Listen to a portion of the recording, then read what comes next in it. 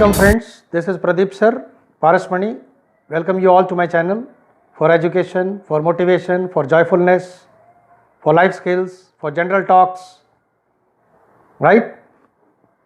Be here, like the channel, subscribe it, share it with your friends who want free education.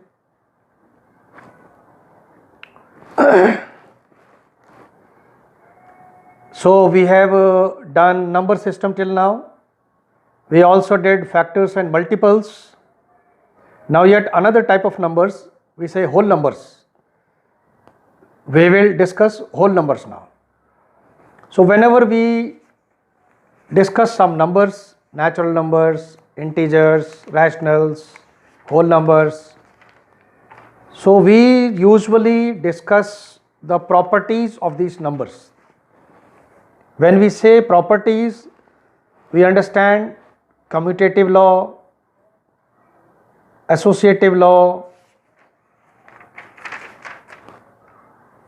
distributive law, right?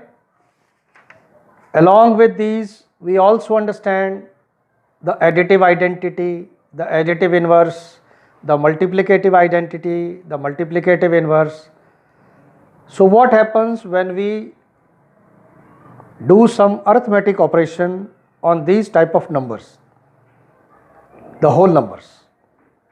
So we will discuss these numbers in the coming 3-4 videos. So just be with me, right? Thank you.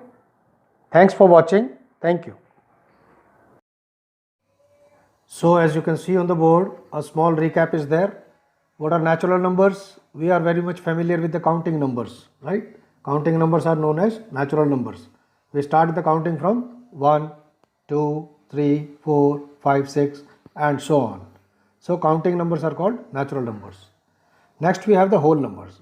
When we include 0 along with these natural numbers, we say that we have a set of whole numbers. So the set of whole numbers starts with 0.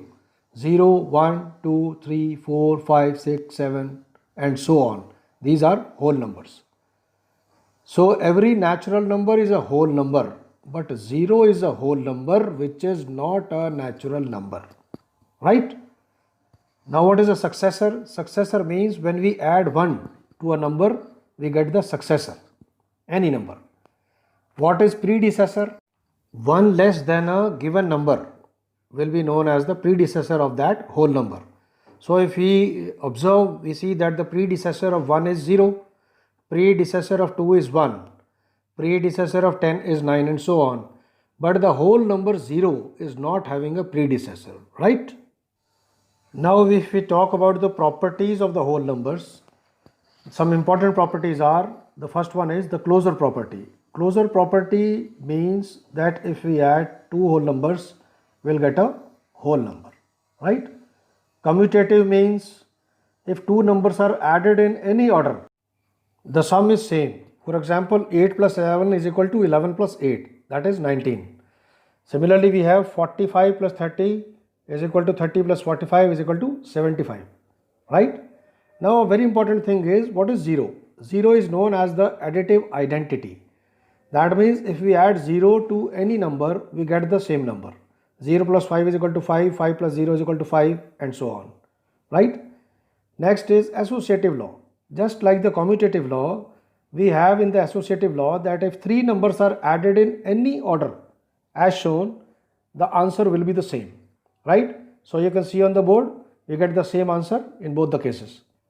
Now in case of subtraction, you will observe that the difference of two numbers is not the same if we reverse the order, right? That means it is not commutative. As shown, 2 minus 3 is equal to minus 1, but 3 minus 2 is equal to 1.